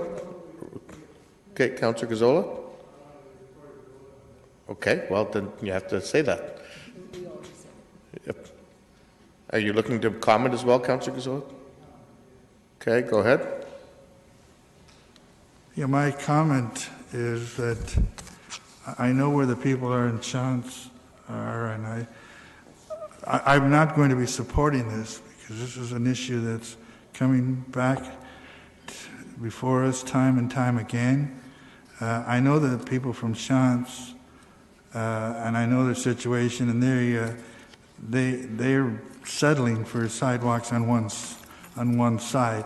I think really if they had their choice, they see no reason for it to change from the way it is now and the way it has been for many years. There's been no issues there.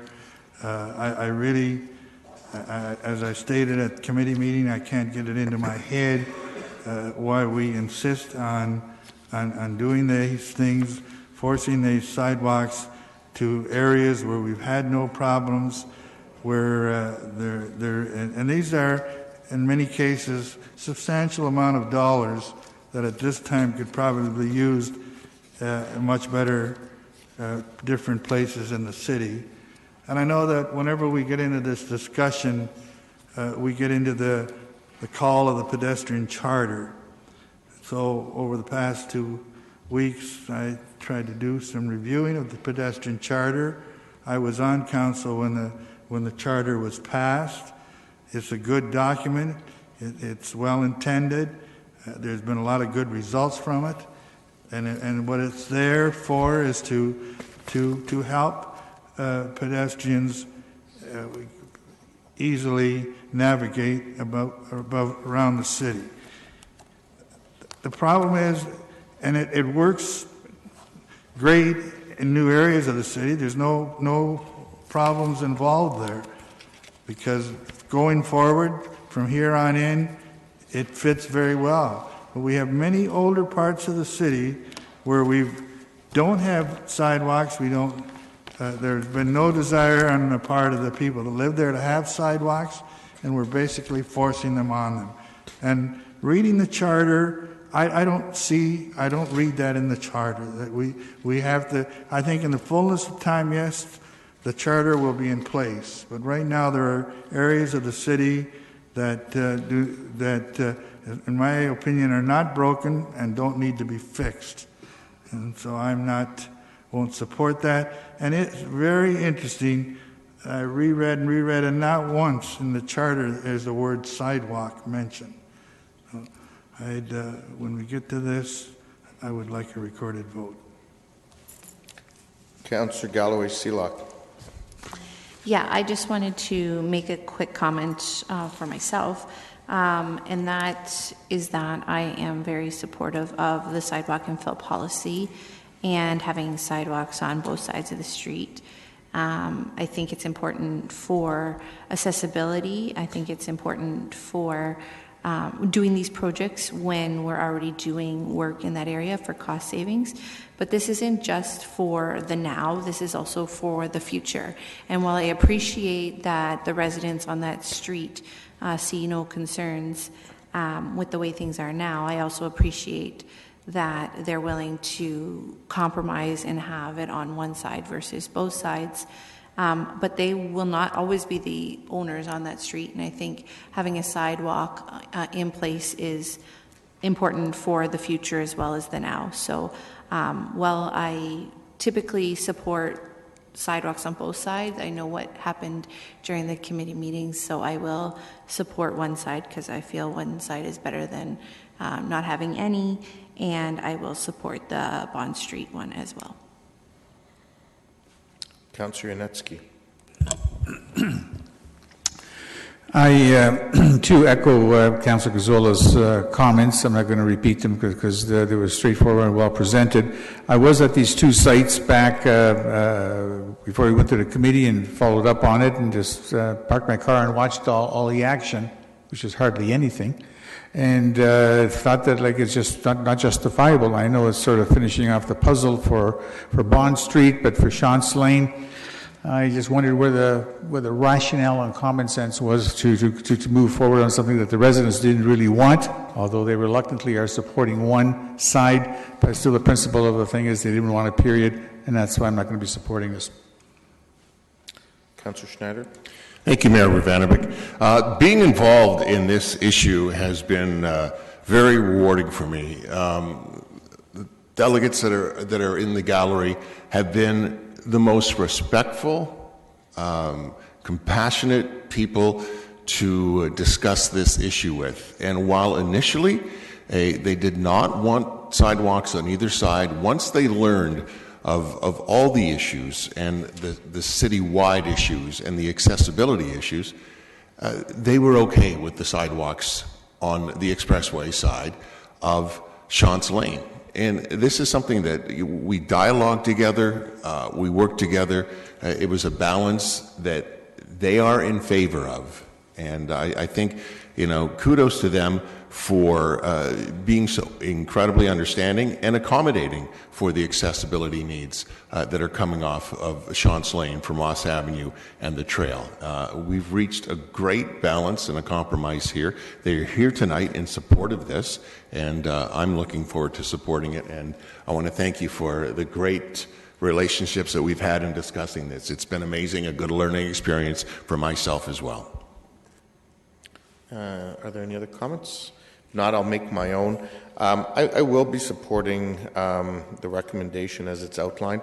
I'll be honest, I struggle with it a little bit because fundamentally I believe that sidewalks should be on both sides, but also knowing this particular street, its proximity to the expressway, it literally abuts it, and the amount of traffic on the street, I believe that it can be justified to go with the compromise position that's been worked out with the neighborhood.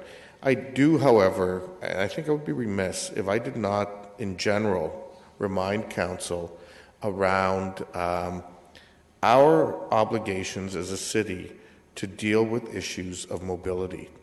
And those issues get outlined through our commitment of the pedestrian charter. And yes, maybe the pedestrian charter doesn't specifically talk about sidewalks.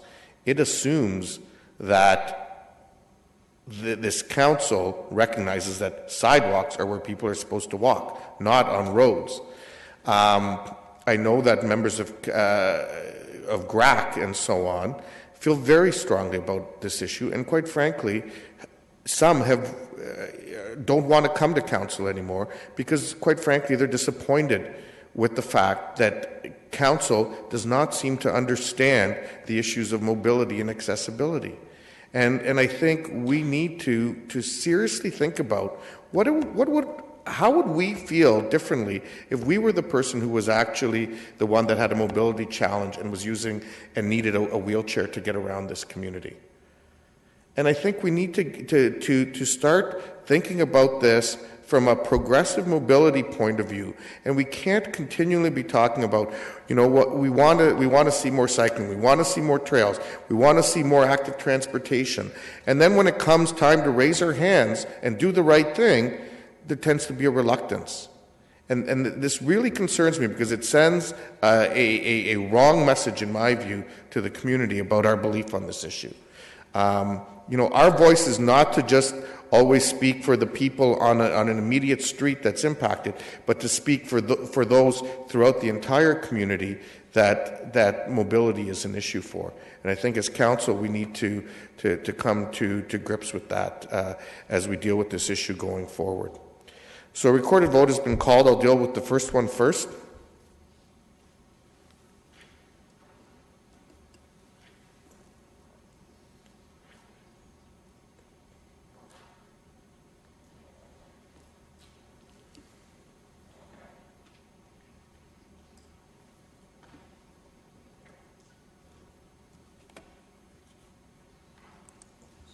All those in favor?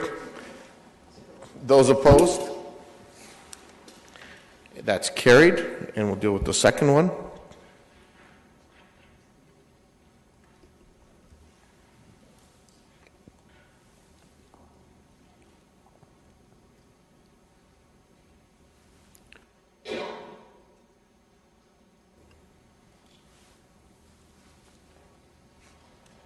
All those in favor? Opposed? That is carried. We'll move on then. Thank you for coming in this evening, folks, for that issue. We'll now move on to the reports of the committees, and Councillor Ioannidis. Thank you, Mayor Urbanovic. It's been moved by myself and seconded by Councillor Dave Schneider that the report of the Community and Infrastructure Service Committee be adopted from items 1 to 10, and item number 11 has already been dealt with. Okay, thank you. Councillor Etherington. Yeah, Mr. Mayor, I have a conflict on item 4 in the Community and Infrastructure Service. Okay, so I'll take number 4 separately. Councillor Ioannidis, you're looking to make a comment, or you're just still on? Okay. Any comments? So I'll deal with number 4 first. All those in favor? Opposed? With one conflict noted. The balance of the report, all those in favor? Opposed? That's carried. We'll go into Finance and Corporate Services Committee. Councillor Davey. Sorry? Mr. Mayor. Yeah, go ahead. I missed this, and this was circulated to all members of council. It's amended motion for the property standard bylaw for, it is on number, where is this? Number 9.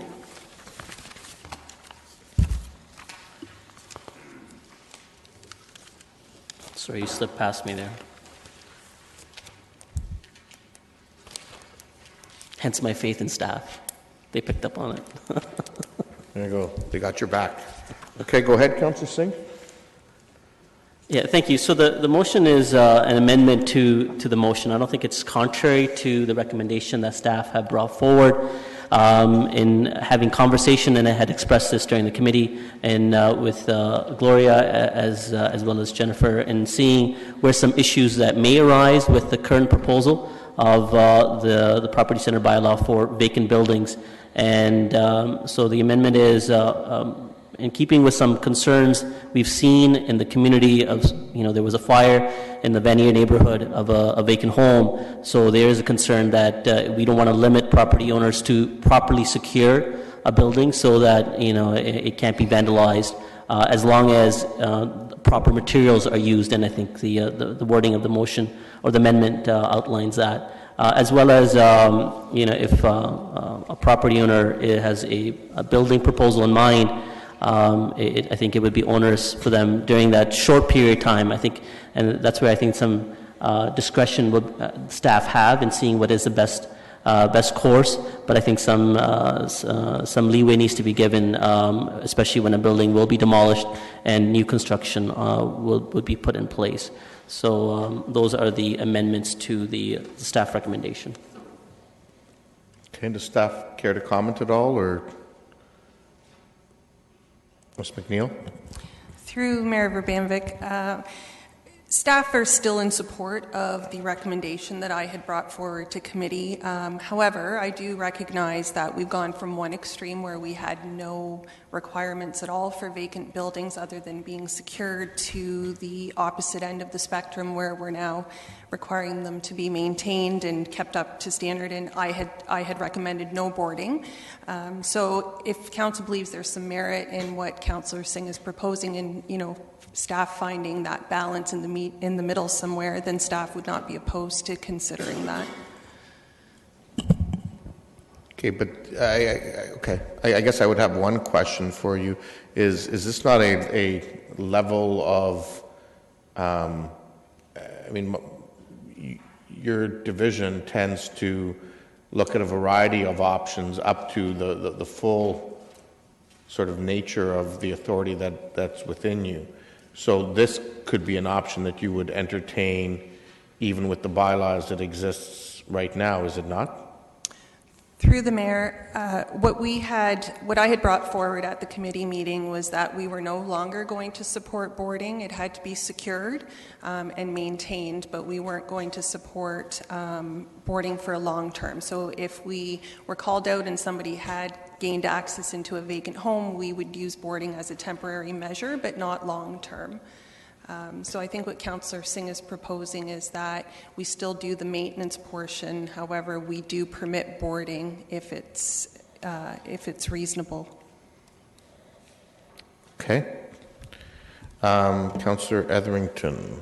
Mr. Chair, I may have missed earlier discussion on this, but Gloria or Councillor Singh, in the second clause, I wonder how you interpret the words active and imminent, because that's part, surely, of where the problem has been. Someone will say they're developing a property and then they wait 1 year, 2 years. Am I correct? Through the Mayor, that's correct, and I have had a discussion with planning to get their interpretation of what active means. So their comments have been that generally an application that is within the planning division and is active will take between 6 to 12 months to see through. So that would be the timeline that we would be looking at considering should council support something like this. Okay, Councillor Singh, did you want to add something? No, I think Ms. McNeil answered it fairly well. So. Okay. Any other comments or questions on this? Yeah, so we'll deal with the amendment first. Yes. Okay, is there a seconder for the amendment, first of all? Councillor Schneider? Okay, we'll deal with the amendment first. Under number 9, all those in favor? All those opposed? Motion carries. And the main motion as amended, all those in favor? Opposed? That's carried. Okay, Councillor Davey, Finance and Corporate Services. Thank you. It's been moved by myself and seconded by Councillor Dave Schneider that the 2 items for Finance and Corporate Services Committee be adopted. Okay, Councillor Galloway-Seelock. Can we pull out the one Human Resources Policy 035, Business Travel and Meetings? Yep. Okay, we'll deal with that one first. All those in favor? Human Resources 035. All those in favor? Opposed? That's carried. Balance of the report. All those in favor? Opposed? That's carried. Planning and Strategic Initiatives. Councillor Singh. Yes, thank you. And 2 items have already been dealt with. All the remaining items are moved by myself and seconded by Councillor Galloway-Seelock. Okay, Councillor Fernandez. Can we pull out number 4, please? And vote on it separately. Okay. Any others? Okay, I'll deal with number 4 first. All those in favor? Opposed? That's carried. Balance of the report. All those in favor? Opposed? That's carried. Heritage Kitchener. Councillor Gazzola. Moved by myself and seconded by Councillor Ioannidis, bringing forward 3 recommendations that were approved or passed by the Kitchener Heritage Committee. The first one deals with designating a property at 710 Huron Road and known as the Grand House, being designated as of cultural heritage value or interest. And along with that, there's a second recommendation allowing the city to enter into a heritage covenant with the owner of the lands, dealing with the relocation and conservation of a stone farmhouse on that property known as Grand House. The third recommendation deals with a heritage permit application. It deals with a property addressed at 37 King Street West, which is is a heritage.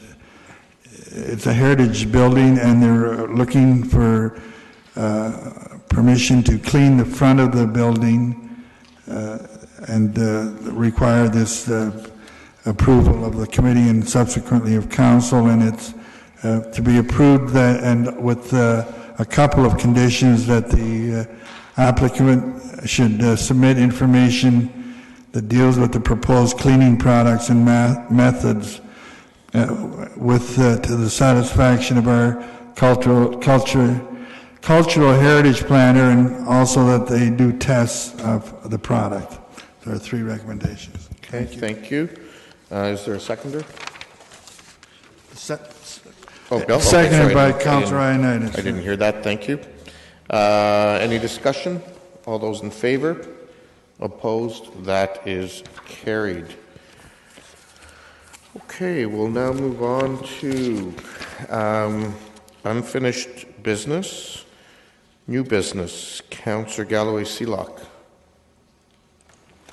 Yeah, I'd like to move the recommendation under new business for boulevard parking, but there needs to be two changes. It's actually not the Windflower subdivision, it's the Wildflower subdivision, and there is a Windflower area in my words, so we got to be clear on that. So it's the Wildflower subdivision, and I would like to add at the end of the recommendation that it's for a 2-year pilot project so that we can revisit it and talk about it again to see if it's working or if it needs to be repealed. And I know this isn't something everybody will support, but this area has unique challenges, as many other areas do, but parking is definitely one of those issues, and some of the planning that's occurred in that area has created some problems, and so I think we need to do something to assist the residents out there. I believe that it'll only be used in on a extreme basis or as needed, and I don't think it'll be everybody using it. So I think from the request of the residents that I would appreciate support from council on this. Is there a seconder? Okay, Councillor Singh, thank you. Councillor Singh on this issue.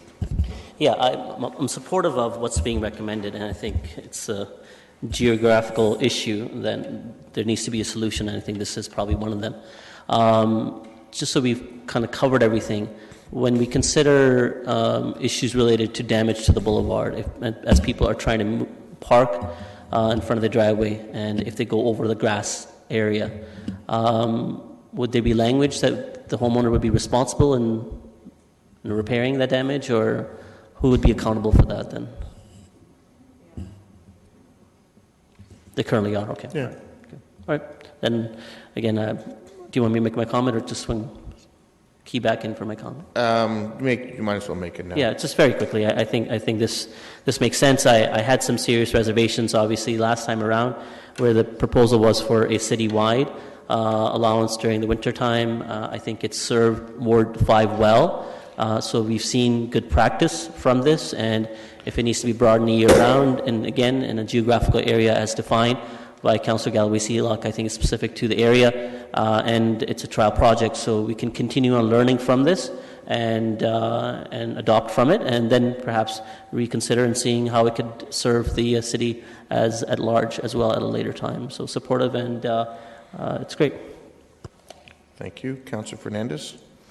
Yeah, it's unfortunate that Ms. McNeil left because I wanted to have an understanding of how they're going to be able to monitor this, especially during the winter season. It becomes a bit challenging for cars to park on that boulevard, that apron space, especially if there's a small amount of space between driveways. How are we Ms.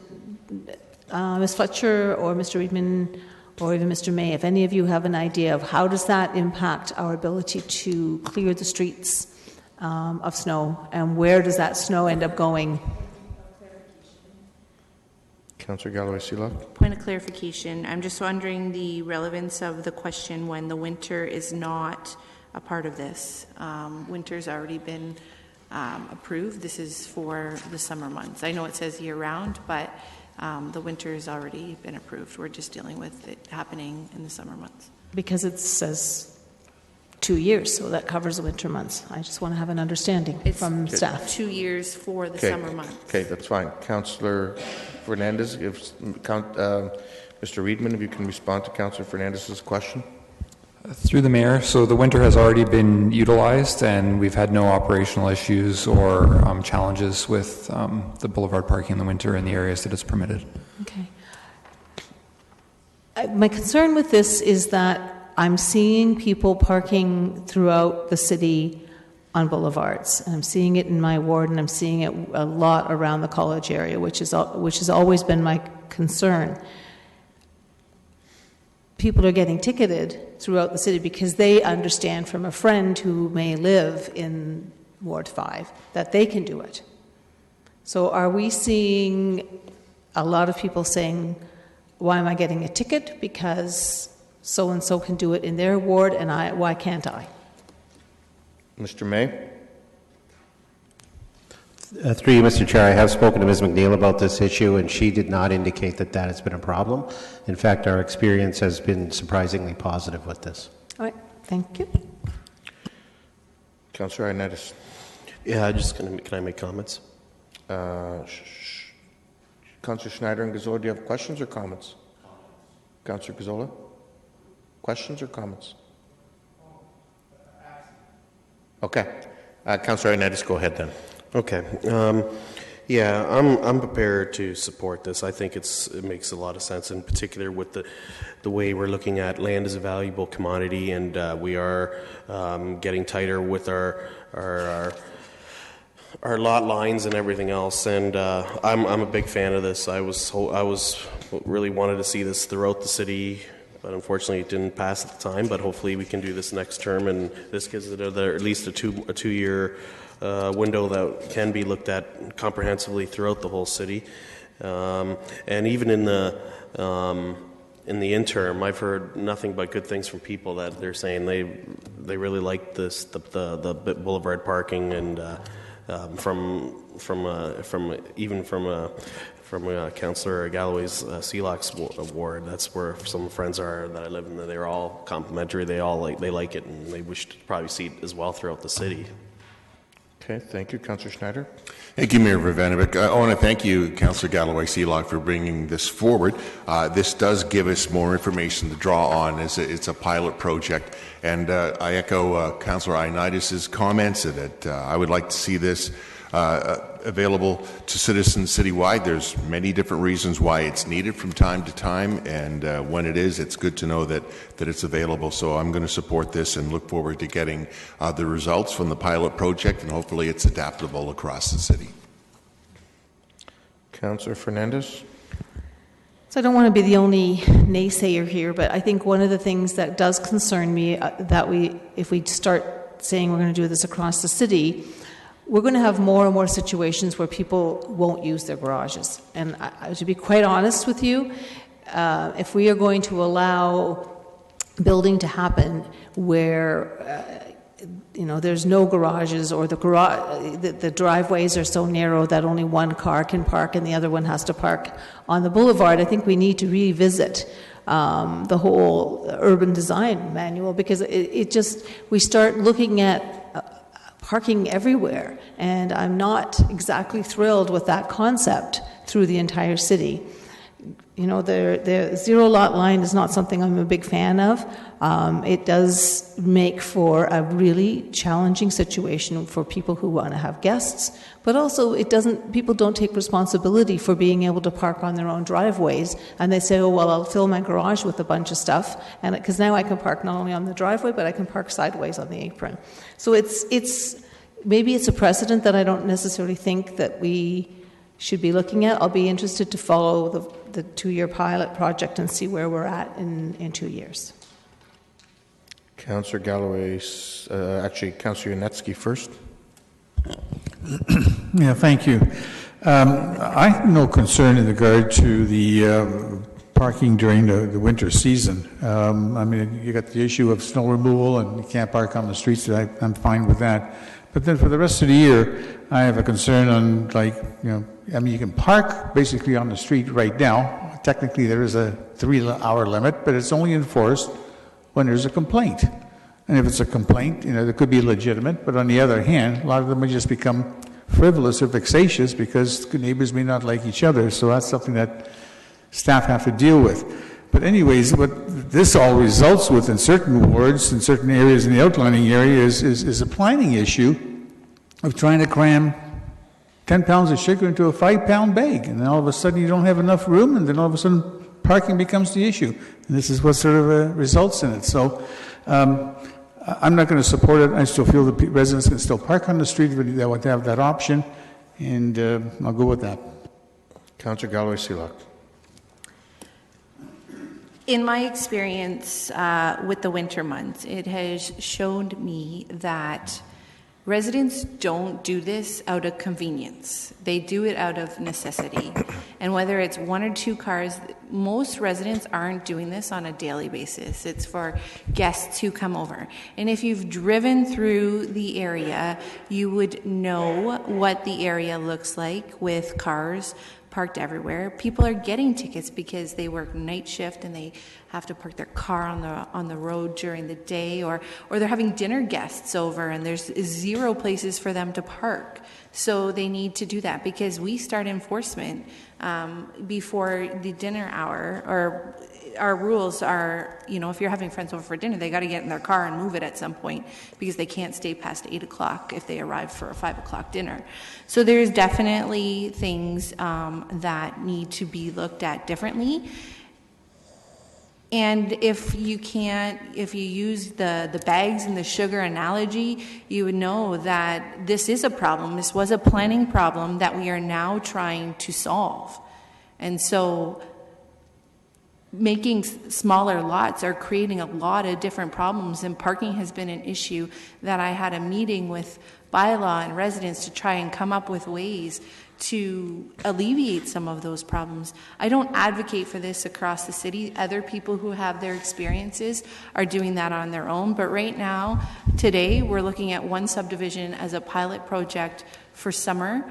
And you know what? If it doesn't work this summer, then I will have no problem coming back here and saying, let's take it off the table, even before the 2 years. But right now, let's give it a chance and see. Not everyone, most, I would say, were skeptical with regards to the winter boulevard parking. And so far, as we've heard from staff, it has created minimal to 0 concerns. And so not supporting this, in my opinion, is just not the right thing to do. Councillor Gazzola. Yeah, I just wanted to clarify, are we looking for a 1-year trial, a 2-year? I've heard everything. It's a 2-year trial as per the motion. It's a 2-year trial, yes. Yeah. I'm happy it's only a 2-year trial. Quite frankly, I have trouble supporting it. I can appreciate the problems that we're incurring because of a planning glitch, but I really have problems with a lot of areas around our city. We don't seem to take the pride that we should in our community.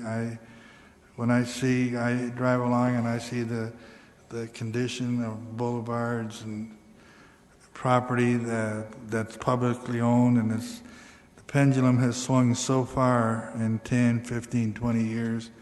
And to me, this here is another issue that will add to this.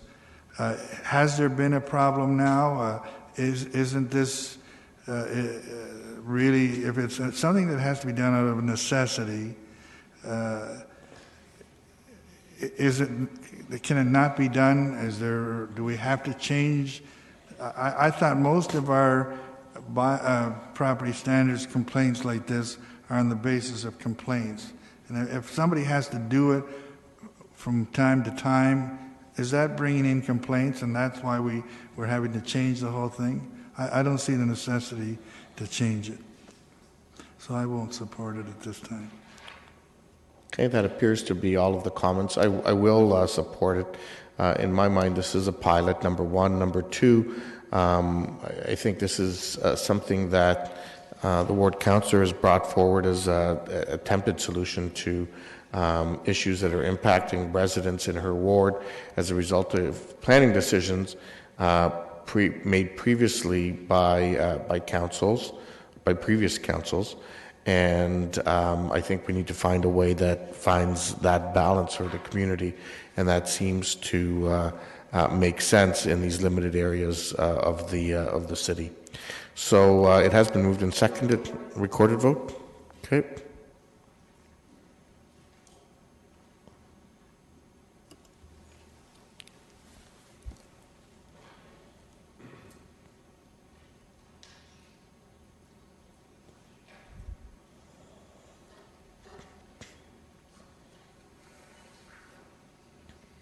All those in favor?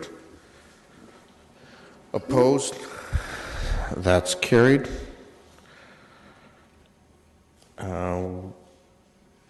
Move on to the regional update. Two things. A reminder to council that we have our all-council meeting on June the 28th from 3 to 5 p.m. There's 4 items on the agenda: consolidated dispatch update, Wellbeing Waterloo Region Initiative, the ION Rapid Transit update, and OMB Reform Growth Plan update. And hopefully that will be informative for everyone who attends and participates. I'll also just let council know that the deadline for submissions of proposals for the transit hub, the initial, I guess, request for interest, I think, is what we ended up calling it, is coming up in the next couple weeks, and that will ultimately lead to a request for proposal that will be issued later in the fall, and regional council will be dealing with that. Moving on, questions and answers. Not. We'll then move on to first reading of the bylaws. It's been moved by Councillor Etherington, seconded by Councillor Galloway-Sealock, that leave be given the mover and seconder to introduce the bylaws listed on the agenda, and that the same be taken as read a first time and stand referred to committee of the whole. All in favor? Opposed? That's carried. Oh, there's additional items. Yes, thank you. Go ahead. Through you, Mr. Mayor, there are 7 late starter bylaws relating to the OPA for 593 Strasbourg, the zone change for 593 Strasbourg, zone change for 8 Bloomingdale Road, the zone change for 710 Huron Road, the zone change for 362 Dodge Drive, zone change as amended for 50 Pinnacle, and the Heritage Covenant for 710 Huron Road. Okay, and that's for first reading. Madam Clerk? That's for first reading, yes? Okay. Moved by Councillor Ioannidis, seconded by Councillor Schneider. All those in favor? Opposed? That's carried. It's been moved by Councillor Schneider that Council resolve itself into committee of the whole. All in favor? Opposed? That's carried. Councillor Schneider, over to you. All right. The bylaws considered by this committee be taken as read a second time and be recommended for enactment. Those in favor? No. Sorry. I'm moving it. Mover. Thank you. Those in favor? Opposed? And that carries. The tenders have been passed. Item 2, the request for a midway at 84 Strange Street. Do we have a mover? Councillor Etherington? Yeah, Councillor Etherington has a question as well. Okay. Go ahead. Yeah, just quickly, Cherry Park is in my ward. This item relates to the upcoming Cherry Festival, which is a great event. This is a small group putting on a very successful festival of their own. I wanted to ask staff to explain to me the license. The first license here, I believe, is they're paying $52.50 for a license with one single Ferris wheel for kids, and we're treating that like a midway. Could staff comment on that? And while they're at it, tell me what other licensing costs this year is faced by that neighborhood group? And is there any relief we can get for that group? Through you, Mr. Chair, I can comment to Councillor Etherington that the group has been given the charitable status rate for this particular midway. We acknowledge, looking at the bylaw as it stands now, that there isn't a lot of discretion and flexibility on staff's part with respect to the size or the scalability of the midway. It is something that we are looking at as part of the comprehensive business licensing review. I would have to speak with Ms. Falactu regarding what else is happening with this particular group and what other events may be happening and what may be going on with licensing. Sorry, I don't have that information at my fingertips at this moment. Yeah, if you could discuss that, I would really appreciate it. The other wrinkle on that, because of this midway of one Ferris wheel, I presume they had to notify 120 residents that this midway was taking place. Who would pay the postage on that? The group? Through you, Mr. Mayor, I'd have to get back to you on that, Councillor Etherington. I do know that we did actually print the labels on behalf of the Neighbourhood Association. In terms of postage, I would have to ask Ms. Falactu to let us know how that's been handled as well. Yeah. Just a quick comment on that, and I really appreciate those answers. Recently, I recall us making a big deal out of cutting red tape for neighbourhood groups, citizens, and this does not seem like cutting of red tape. Thank you. Councillor Snyder, since you're in the chair, Mr. Chapman has indicated he wants to speak. Okay, go ahead. Through the chair, I just wanted to correct the record. I believe I heard the councillor say 120 residents. The circulation distance is 120 meters. Typically, that's a fairly small circulation, and so often we find that groups will hand deliver, given it's in very close proximity to the location of the event. Okay. Any further questions? Those in mover? Councillor Yaneski. Those in favor? Opposed? And that carries. Move the balance of the fences. 1, 2, and 3 are already dealt with. So the balance. Any mover for the balance? Councillor Arnaitis. Those in favor? And opposed? And that carries.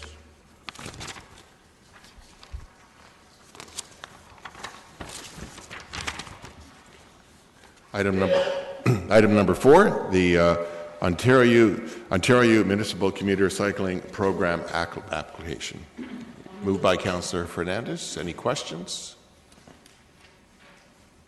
Those in favor? And opposed? And that carries.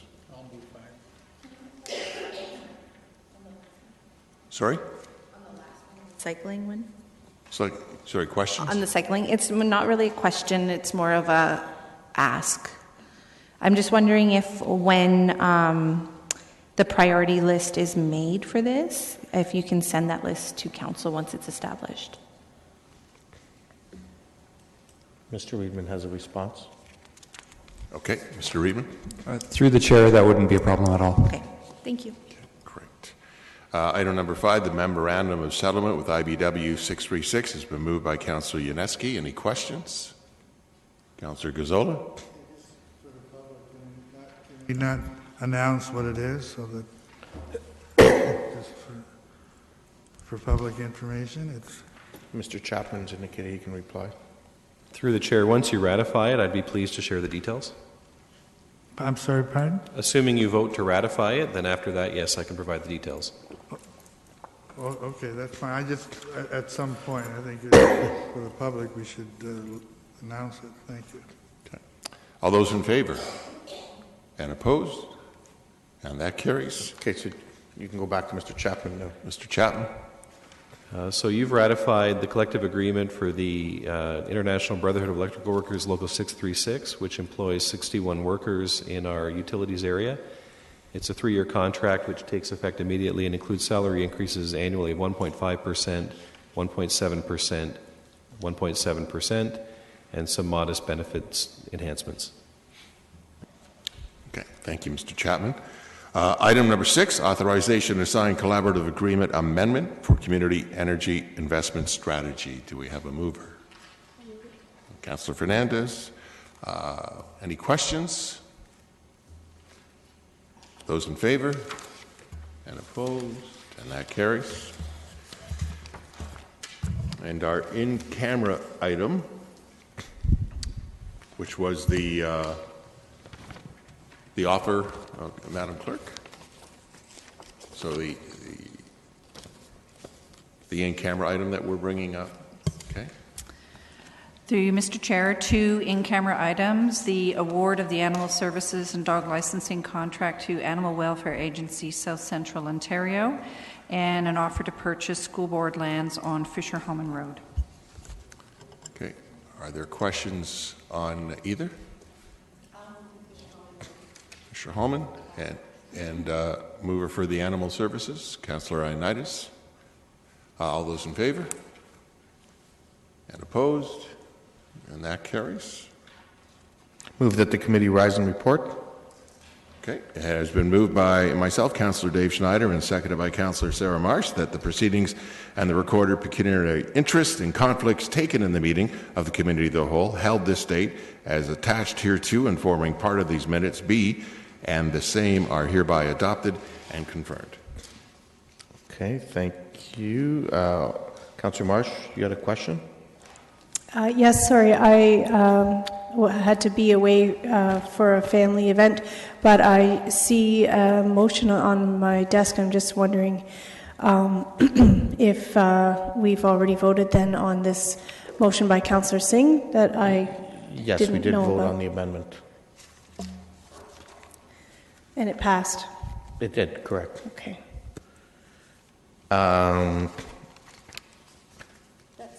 So all those in favor, opposed, that is carried.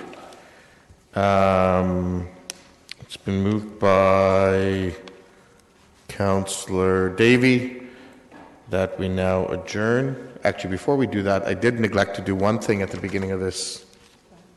It wasn't filled in on my sheet. That's where I got thrown. Okay, thank you. It's been moved by Councillor Etherington, seconded by Councillor Galloway-Sealock, that the bylaws listed on the agenda for a third reading be taken as read a third time, finally passed and numbered serially by the clerk. All in favor? Opposed? That's carried. And I did forget one thing at the beginning.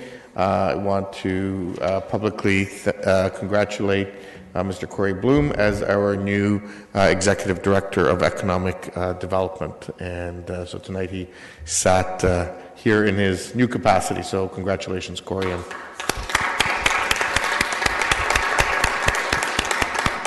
And so with that, happy Canada Day, everybody. And it's been moved by Councillor Davey that we now adjourn. Enjoy your summer, or at least part of it. And all in favor, opposed, that's carried.